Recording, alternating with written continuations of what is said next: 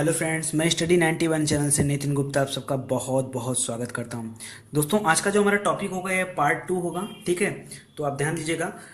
ये कौन सा पार्ट हम लोग पढ़ने जा रहे हैं, पार्ट 2। इसके पहले हम लोगों ने पार्ट 1 कवर कर लिया है। ठीक है दोस्तों, तो आज हम फिर से मैं चाह रहा हूँ एक बार कि आपको पीछे की चीज़ें एक बार रिवाइज करा दूँ जल्दी जल्दी फटाफट, ताकि वहाँ से फिर आगे आप रिकवर हो लो। देखो, हमने बताया था ना कि अक्षर किसे कहते हैं, तो लघुत्तम वाक् ध्वनि को क्या कहा जाता है, वर्ड का है। जो सबसे ध्वनि की जो सबसे छोटी इकाई होती है उसे क्या कहते हैं, वर्ड कहते हैं। ठीक है, इसके अलावा हमने बताया था कि वर्ड में सभी वर्डों की कुल संख्या कितनी होती है, तो 52 52 होता है। देखिए दोस्तों, याद कैसे आप रखेंगे, इंग्लिश में कितना होता है, 26 होता है ना, 26 का दुगुना 52। ठीक है, इंग्लिश में 26 और हिंदी में 52, तो आपको याद रहेगी चीज़ें। ठीक है, तो इंग्लिश में सभी वर्डों की संख्या कितनी होती है, वर्णमाला में वर्डों की कुल संख्या कितनी होती है, तो 52 होती है। आइए वर्णमाला को एक दृष्टि में कवर करते हैं कि कैसे क्या है, किनका नाम क्या होता है। देखिए, कुल 3 चीज़ें होती हैं। स्वर होता है, व्यंजन होता है, अयोग वाह होता है। ठीक है, स्वर माने जो हम लोग पढ़े थे, अ से लेकर कहाँ तक की बातें, अ तक की बातें, री जिसमें शामिल था। कुल कितने थे, 11 होते थे। स्वरों की कुल संख्या 11। अन्य लोगों ने, किसी ने 12 कहा, किसी ने 14 कहा, लेकिन हमें क्या पढ़ना है, 11। ठीक है, व्यंजन की कितनी संख्या होती है, तो व्यंजन की संख्या होती है 39। कुल संख्या व्यंजन की कितनी होती है, 39। अयोग या क्या होते हैं दोस्तों, अयोग वाह की संख्या 2 होती है। वो जो ना तो स्वर है ना तो व्यंजन है, हम लोगों ने पीछे पढ़ा था। और वो कौन कौन से थे, तो वो था अंग और अह, यही था ना। ये ना तो स्वर होते हैं ना ही व्यंजन होते हैं। तो एक अनुस्वार होता है और एक विसर्ग होता है। अनुस्वार को क्या बोलते हैं दोस्तों, तो अनुस्वार को अंग बोलता है। ठीक है, और विसर्ग को क्या बोलते हैं, तो अह बोलते हैं। ठीक है, पीछे हमने बताया था आपको कि अंग और अह क्यों इनको हम अयोग वाह की श्रेणी में रखते हैं, ना तो स्वर ना तो व्यंजन मानते हैं, ये हमने पीछे बताया था। आगे देखिए, आज हम लोग पढ़ने वाले हैं व्यंजन के बारे में। तो सबसे पहले व्यंजन को एक फॉर्मेट में देख लेते हैं, समझ लेते हैं, फिर डिटेल से पढ़ते हैं। ठीक है, तो आपको याद क्या रखना है, देखिए 11 2 ये तो आपको याद ही हो गए। ठीक है, आप ये कभी नहीं कहेंगे कि स्वर में 13 होते हैं, स्वर 11 ही होते हैं, 2 अयोग वाह होते हैं, ये आप अलग से बोलेंगे। ठीक है, और ये वाले कितने होते हैं, तो ये 39 होते हैं। तो देखिए कुल मिला के कितने हो रहे हैं, 39 11, 39 1 40 10 50 2 52। तो आप इसको कैसे याद रखेंगे, तो मत याद रखिए इसको, ये 11 याद है ना, और ये 2 याद है ना, तो 11 2 13, 13 निकाल दीजिए 52 में से, तो कितना बचा, 39। ठीक है, 39 बचा तो 39 है। देखिए 39 के अगर अंदर जाएंगे तो हम लोग क्या पढ़ेंगे, 39 के अंदर जाके हम लोग पढ़ेंगे स्वर व्यंजन के बारे में, संयुक्त व्यंजन के बारे में और द्वित्व के बारे में। ठीक उसी तरह से जैसे हम लोगों ने स्वर वाले पार्ट को कवर किया था, ह्रस्व स्वर, दीर्घ स्वर, संयुक्त स्वर और प्लुत स्वर में, उसी तरह से व्यंजन को कवर करेंगे इन 3 पार्ट में। तो जो हम स्पर्श व्यंजन पढ़ते हैं ना, उनकी कुल संख्या होती है 33। जो संयुक्त पढ़ते हैं उनकी संख्या होती है 4, और जो द्वित्व पढ़ते हैं उनकी संख्या होती है 2। तो नाम से पता चला है द्वित्व को 2, और संयुक्त तो हमारे स्वर में भी 4 थे और यहाँ भी 4 है। ठीक है, वापस अब बचता है ये स्पर्श व्यंजन जो 33 वाला है, ये इंपॉर्टेंट है, जिसमें से वर्गीय व्यंजन होते हैं 25। ध्यान सुनिएगा, वर्गीय होते हैं 25, अंतस्थ होते हैं 4, उष्म होते हैं 4।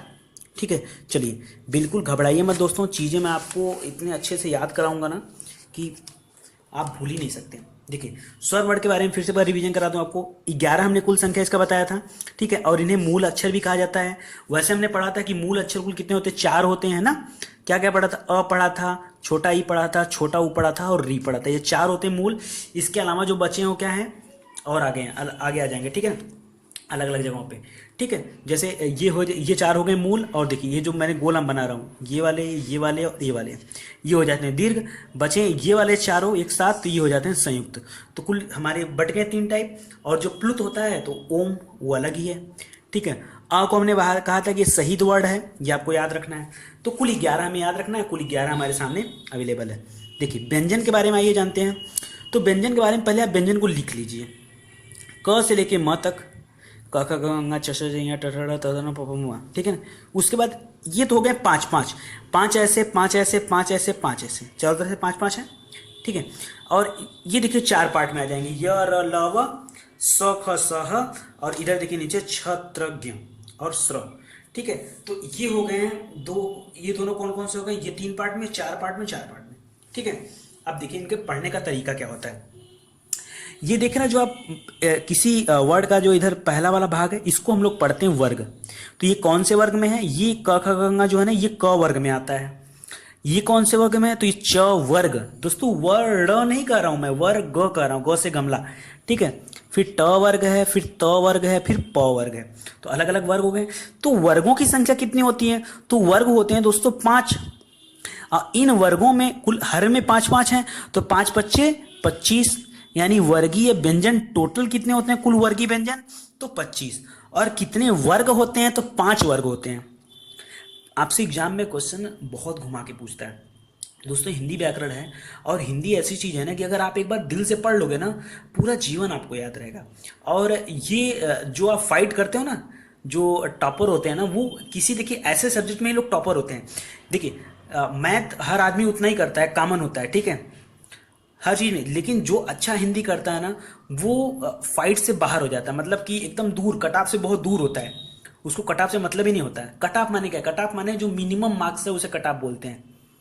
किसी विषय में पाने के लिए, किसी एग्जाम में क्वालिफाई होने के लिए जो मिनिमम मार्क है, कम से कम, वो कट ऑफ है। हम लोग कट ऑफ पे लेके खुश रहते हैं, cut off cut off cut off के एकदम बिल्कुल पास है। अरे कट ऑफ के बिल्कुल पास नहीं हो, मिनिमम नंबर के बिल्कुल पास हो। तो हमें कहाँ पहुँचना है? हमें मैक्सिमम पे पहुँचना है। और उसके लिए तो आपको थोड़ी सी मेहनत, थोड़ी सी समझदारी दिखानी पड़ेगी, ठीक है। तो ये देखिए कितने वर्ग हैं? 5। और कितने वर्गीय व्यंजन है? 25। तो 5 बच्चे 25 हो गया, कोई दिक्कत? आइए अगर हम व्यंजन के अंदर जाएंगे, मूल व्यंजन या स्पर्शी व्यंजन के बारे में, ठीक है। तो देखिए स्पर्शी व्यंजन अभी मैं आगे बताऊंगा आपको। पहले बताइए, बात कर लेते हैं पूरे 33 कैसे कैसे होते हैं। 25 तो हमारे ये हो गए ना 25। इनको मैंने रखा कहाँ पे? वर्गीय व्यंजन में। 4 हमारे हो गए कहाँ पे? ये हमारे अंतस्थ हो गए। और 4 हमारे हो गए कहाँ पे? उष्म हो गए। तो देखिए ये 4 हो गए अंतस्थ। अंतस्थ माने क्या होता है? जो अंदर से, जिसकी आवाज क्या हो, अंदर से निकले। अभी मैं डिटेल में बताऊंगा आपको एकदम। अगर आप ये सोच रहे हैं कि अंतस्थ कैसे याद रखा जाए, अभी याद करा दूंगा। जब इसके बारे में डिटेल से बताऊंगा ना, आपको याद हो जाएगा। खाली आप समझते चलो क्या है अंतस्थ। इसके बाद होता है उष्म। उष्म, ठीक है ना। उष्म को दोस्तों संघर्षी व्यंजन भी बोलते हैं। क्या बोलते हैं? संघर्षी व्यंजन, ठीक है। उसमें व्यंजन हो गए। इसके बाद हम लोग पढ़ना है संयुक्त व्यंजन। देखिए अंतस्थ हो गया, उष्म हो गया, और संयुक्त लास्ट में हो गया। अब हमका संयुक्त है।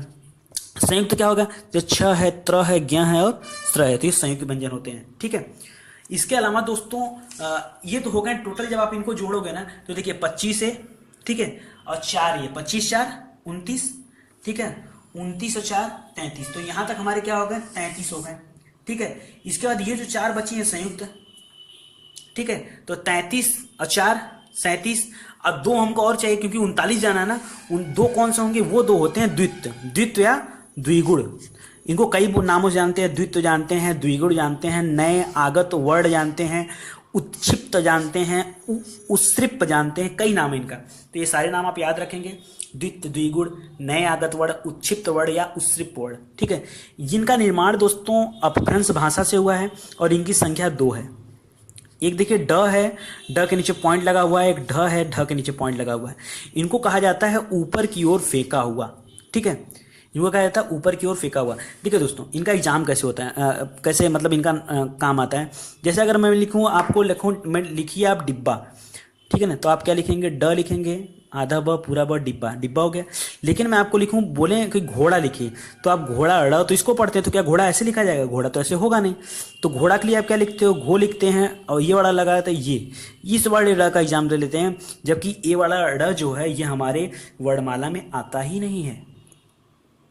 तो फिर इसका इस्तेमाल हम लोग कैसे कर लिए? इसका इस्तेमाल हम लोग इसलिए कर लिए, यह द्वित्व वर्ण है या द्विगुण वर्ण है, यह अपभ्रंश भाषा से इसका जन्म हुआ है। और घोड़ा न लिख के क्या लिखेंगे? घोड़ा लिखेंगे, तो ये सही होगा। इसी तरह दोस्तों हमको अगर ढक्कन लिखना है, तो हम लिखते हैं ऐसे ढक्कन, ठीक है। लेकिन हमको लोढ़ा लिखना है, सील और लोढ़ा वाली बात लिखनी है, तो लोढ़ा में एक पॉइंट लगना होता है नीचे। अब इसके लिए तो हम क्या कर सकते हैं? अब ये अगर ये लिखेंगे तो हो जाएगा लोढ़ा, लेकिन हमको चाहिए लोढ़ा, तो ढ़ा कैसे होगा? ऐसे बनता है, ठीक है। तो ये इसीलिए मैं बता रहा हूँ आपको, ठीक है। और बाकी हमने पढ़ा है अयोगवा, तो अयोगवा न स्वर न व्यंजन, अंग को बोलते हैं अनुस्वार, अह को बोलते हैं विसर्ग, ठीक है। ये हो गया।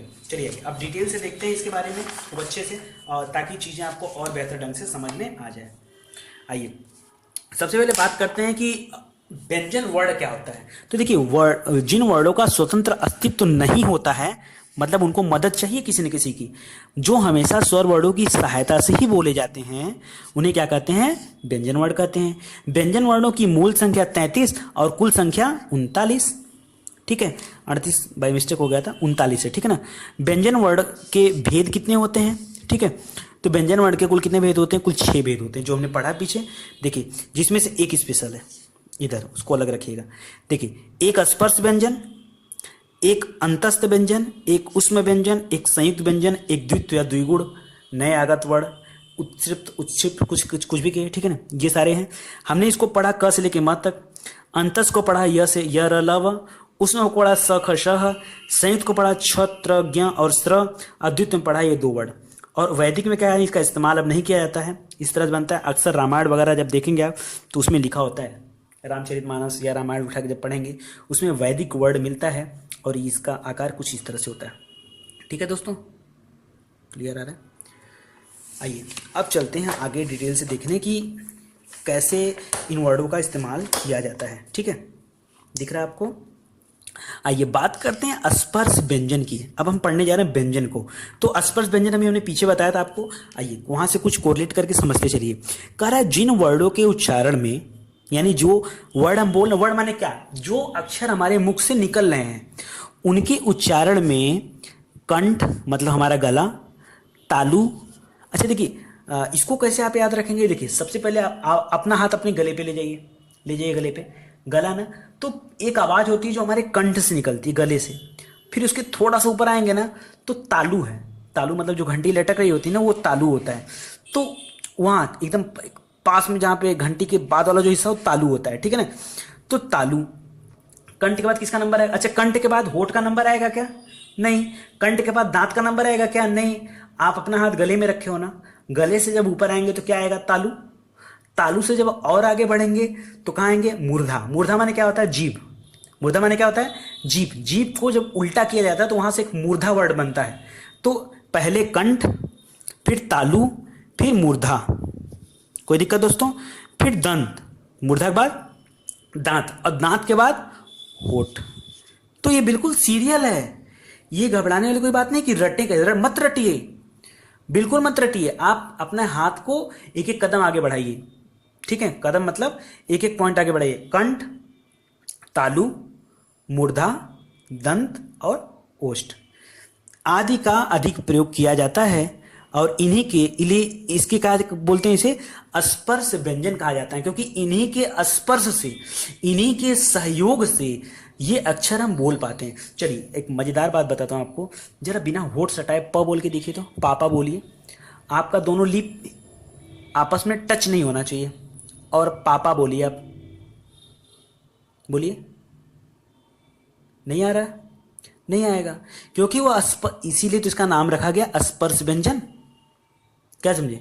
इसीलिए इसका नाम क्या रखा गया? स्पर्श व्यंजन। तो हम इन्हीं चीजों का स्पर्श करके, इन्हीं के माध्यम से हम इन शब्दों का उच्चारण करते हैं, इन अक्षरों का, इन वर्डों का उच्चारण करते हैं। इसीलिए इनको क्या नाम दिया गया? स्पर्श व्यंजन। कह रहा है इनकी मूल संख्या 16 होती है और कुल संख्या 25 होती है। ठीक है, तो हमारा ध्यान हमेशा मूल और कुल दोनों पे होना चाहिए, क्योंकि एग्जाम बहुत करेगा तो मूल पे आ जाएगा, नहीं तो कुल पे रहेगा। देखिए, क से लेके म तक, क से लेके म तक। ठीक है, तो क ये मैंने बताया था कि 5 वर्ग होते हैं, ये 5 वर्ग हो गए हमारे, और सभी वर्गों में 5-5। तो क से लेके म तक टोटल कितने हो गए? 25। तो क्या कुल संख्या 25 हो गई? हो गई ना 25। लेकिन अगर हम बात करें मूल स्पर्श व्यंजन की, तो देखिए इस लास्ट वाले को छोड़ देते हैं, क्योंकि इसको बोलते हैं ना, नास्तिक बोलते हैं, नासिक के बोलते हैं, नास्तिक नहीं नासिक के, क्योंकि इनका उच्चारण जो होता है हमेशा नाक से होता है। अंगा, नाक से बोलना है, इया, अड़ा, न, म। तो क्या होता है? इनका उच्चारण हमेशा क्या होता है? नाक के सहायता से होता है। इसलिए क्योंकि सभी का उच्चारण नाक की सहायता से हो रहा है। ठीक है, तो इनको मैंने एक अलग श्रेणी में रख लिया, इसको नासिक के वाली श्रेणी में आ जाएगा। बाकी इधर के जो बॉक्स हैं और लास्ट वाला छोड़ दो, प वाला छोड़ के, यहां तक कि इसे छोड़ करके, ठीक है, ये क्या कहलाते हैं? मूल स्पर्श व्यंजन कहलाते हैं। और इनकी संख्या कितनी हो जाती है? 4 4 4 4 4, चारों तरफ से 16 हो गया। तो 16 क्या हो गए? मूल स्पर्श व्यंजन हो गए। ठीक है, अच्छा यहीं से देखिए, अब कंठ, तालु, मूर्धा, दंत सब मैं आपको बता देता हूं। देखिए जो क होता है ना, क वर्ग के जितने भी मेंबर होते हैं, चाहे वो क हो, ख हो, ग हो, घ हो या अंगा हो, सभी को हम किसकी सहायता से बोलते हैं? कंठ की सहायता से बोलते हैं। इस अड़ा वाला इस अंगा को छोड़ दीजिएगा, ठीक है, घ तक लिख चलिएगा, क्योंकि अड़ा वाला तो नासिक के हो जाएगा, इधर के पांचों क्या हो जाएंगे? नासिक के हो जाएंगे। अगर क से लेके घ तक की बात करेंगे तो इनको किसकी सहायता से बोला जाता है? कंठ की सहायता से बोला जाता है। ये आवाज हमेशा कैसे आना चाहिए? कंठ से। क, देखिए अंदर से आवाज आती है, गले से, ख, ग, घ, ठीक है। इसी तरह जब हम च पे आते हैं तो तालु, जरा बिना जीभ हिलाए आप ताल च बोलिए, बोलिए च। देखिए दोस्तों, इसमें रटिए मत, जब आप प्रयोग करेंगे ना तो चीजें आपको याद हो जाएंगी लाइफ टाइम के लिए, ठीक है। तो तालु में क्या होता है ना, वो जो हमारी जीभ है ना, ये हमारे ऊपर वाले हिस्से, जो मुख का ऊपर वाला हिस्सा होता है, उसमें जाके टच होता है, सटता है, तभी आवाज बनती है च, च, छ, ज, झ, ठीक है ना। तालु हो गया। इसी तरह मूर्धा, ट, ट में क्या होता है ना, जीभ मुड़ जाती है, ऐसे मुड़ रही है, देखिए ऐसे मुड़ रही होगी जीभ, तभी ट बनेगा, तो ट आवाज ही नहीं आएगा। ट, ठ, ड, ढ, आया ना। इसी तरह दंत, हम लोग त थ द ध पढ़ लेते हैं, गलत पढ़ते हैं। त में हमेशा दांत टच होना चाहिए, त मतलब दोनों दांत आपस में क्या होना चाहिए? टच। त, थ, द, ध, ये होना चाहिए। और प में क्या होता है, मैंने बताया, वोट्स वाले, ओस्ट, ओठ को, ठीक है ना। तो आपके लिप क्या होंगे? टच होंगे, तो प, फ, ब, भ, म को हटाइए, म पे क्या आ जाएगा? नासिक वाले पे आ जाएंगे, ठीक है ना। तो इतना आपको समझ में आ रहा है? तो ये हो जाएगा कंठ से निकलने वाली ध्वनि, तालु, मूर्धा, दंत, ओष्ठ। आपके एग्जाम में क्वेश्चन देता है कि बताइए ठ कैसी ध्वनि है? कंठ, तालु, मूर्धा, दंत, ओष्ठ। तो आप देख लो ना, आप रट कह रहे हो, देखो जीभ उलट रही है, मूर्धा है, और ये संकेत भी कर रहा है जीभ को उल्टा करो, ये संकेत कर रहा है जीभ को उल्टा करो, ये संकेत कर रहा है तालु में छुआ दो जीभ को। कंठ, कंठ से आवाज आ रही है, दंत, दांत से आ रही है, ओठ, ओठ से आ रही है, सारी चीजें हो गई ना। आइए आगे देखते हैं। इन 25 वर्डों को एक शब्द में अगर हम कहें तो इन्हें बोला जाता है उदित। क्या बोला जाता है? इन पूरा क से लेकर म तक को क्या बोला जाता है? उदित। अभी हमने पढ़ा कि यह स्पर्श व्यंजन है, इसके अलावा ये क्या कहलाते हैं? उदित। तो आपसे एग्जाम में क्या कर सकता है? दोनों चीजें पूछ सकता है, ठीक है, कि उदित व्यंजन किसे कहते हैं। अब देखिए, जो लड़का स्पर्श व्यंजन पढ़ा होगा मन से और उदित नाम नहीं जानता होगा तो कन्फ्यूज, पता नहीं क्या होता उदित व्यंजन। ऑप्शन दे दिया द, और दे दिया स्र, ज्ञ और श, तो क्या है? तो हमारा जो है द ऑप्शन है, कोई एक ही तो आएगा इनमें से। इन 25 को, 25 के 25 को क्या बोलते हैं? उदित व्यंजन बोलते हैं, या उदित बोलते हैं एक बार में। अंतस्थ क्या होता है? ठीक है दोस्तों, तो ये 25 हो गए हमारे, हमको पहुंचना है 39 पे, 25 हमने कंप्लीट कर लिया, ठीक है। और अब आ गए अंतस्थ पे। अंतस्थ की संख्या होती है 4। भाई माँ के बाद क्या आएगा? य, र, ल, व। तो कह रहा है जिन वर्डों के उच्चारण में श्वास अंदर की तरफ खींची जाए, श्वास अंदर की तरफ खींची जाए, देखिए य, अंदर हवा जाएगी, अंदर, र, ल, व, इसमें क्या होता है ना, हवा हमारे मुख के द्वारा हमारे कहाँ जाती? अंदर जाती, इसीलिए हम इसको बोलते हैं अंतस्थ। क्या बोलते हैं? अंतस्थ। हवा क्या हो रही है? अंदर, हमारे शरीर में अंदर जा रही है। होठ को बंद करो, बोलो य, कभी जिंदगी में आवाज नहीं आएगी जब तक हवा अंदर नहीं जाए। देखो होठ को बंद करके तुम क आवाज निकाल सकते हो, को, खो, मतलब एकदम विदाउट हवा का, लेकिन इनके लिए तुम्हें हवा लेना पड़ेगा, ठीक है। तो इसीलिए इनको बोलते हैं अंतस्थ व्यंजन, य, र, ल, व, ठीक है। इसमें से देखिए नोट कुछ इंपॉर्टेंट देखिए जो क्वेश्चन आए हुए हैं। य और व को अर्ध स्वर कहा जाता है। आधा लोगों का दिमाग डिस्टर्ब, य और व को अर्ध स्वर कहा जाता है। जी हाँ दोस्तों, स्वरों की संख्या 11, और आप किसी से भी पूछिए अर्ध स्वर कितने होते हैं तो शायद ही आपको कोई बता पाए, ठीक है ना। तो लेकिन आप याद रखिए, य और व को क्या बोला जाता है? अर्ध स्वर बोला जाता है, ठीक है ना, य और व, ठीक है ना। क्यों बोला जाता है? य जो है ना, देखिए य जब आएंगे ना य पे, अर्ध स्वर माने क्या होता है? मतलब पूर्ण स्वर, अर्ध स्वर। अर्ध स्वर इसलिए दोस्तों, य को बोलने के लिए और व को बोलने के लिए जो दूसरे की सहायता लेते हैं ना, वो कम सहायता लेनी पड़ती है। देखिए जैसे हम बोले क, तो क में अ आता है, ख में अ आता है, ट आया कि नहीं आया, म आया कि नहीं आया, श, ख, स, ह, सब में अ आ रहा है, लेकिन बोलिए य, अ आ रहा है क्या? य, व नहीं आ रहा, ठीक है ना। लेकिन र, अ तो निकलेगा वहां से, व, ठीक है, नहीं आएगा। तो य और व ठीक है ना। तो ये क्या है, अर्धस्वर। आप याद कैसे करेंगे, तो यह वह, तो ह वहाँ से हटा दीजिएगा कॉमन वर्ड, यह और वह को याद रखिएगा, इन दोनों को बोला जाता है अर्धस्वर। इसके बाद दोस्तों उष्ण व्यंजन, उष्ण व्यंजन, उष्ण नहीं उष्ण व्यंजन। अच्छा, उष्णकटिबंधीय नाम सुना है आपने भूगोल में, उष्णकटिबंधीय या उष्ण वर्ड तो सुना होगा। उष्ण माने होता है दोस्तों गर्मी, उष्ण माने क्या होता है, गर्मी। गर्मी मीन्स क्या होता है, देखिए जिन व्यंजन वर्डों के उच्चारण से शरीर में गर्मी पैदा हो जाए उसे क्या कहते हैं, उष्ण व्यंजन कहते हैं। आप अपने हाथ को अपने होठ के पास लगाइए, सटाइएगा मत, थोड़ा सा दूर रखिए, थोड़ा सा 1 से 2 सेंटीमीटर दूर रखिए और बोलिए श श ह। देखिए गर्म हवा आपके मुंह से बाहर निकलेगी, गर्म हवा आपके मुंह से बाहर निकलेगी, श ख स ह, ठीक है। तो बाहर निकल रही इसलिए इसका नाम दिया गया उष्ण व्यंजन। तो आपके एग्जाम में डायरेक्ट क्वेश्चन देता है दोस्तों, पूछेगा अंतस्थ व्यंजन कौन है, ऑप्शन में देगा य, ज, ट और म। तो ऑप्शन क्या होगा, य, क्योंकि उसी को लेने में अंदर हवा जाती है, और बाहर के लिए ये 4 याद रहेगा आपको, ठीक है। आइए आगे बात करते हैं। इसके बाद है संयुक्त व्यंजन, ठीक है। संयुक्त व्यंजन दोस्तों क्या होता है, यह व्यंजन दो व्यंजन के वर्णों के योग से मिलकर बनता है। जिस तरह दो स्वरों के मिलने से स्वर बनते थे संयुक्त स्वर ए ऐ ओ औ, उसी तरह यहाँ भी है छत्र ज्ञ और श्र 4।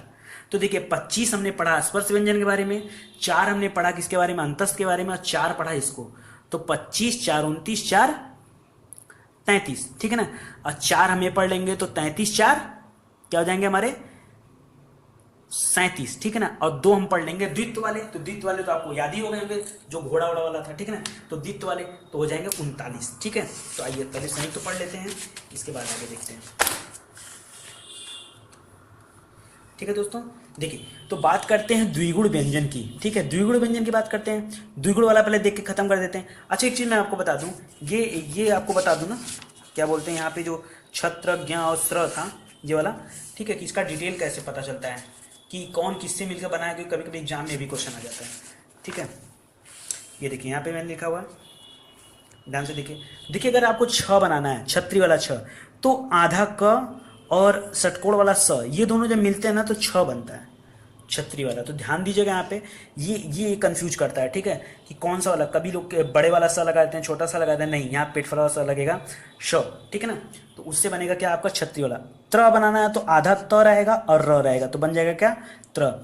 ज बनाने के लिए देखो, ज लोगे आधा ज और इया लेंगे, क्या लेंगे इया, तब बनेगा क्या ज्ञ।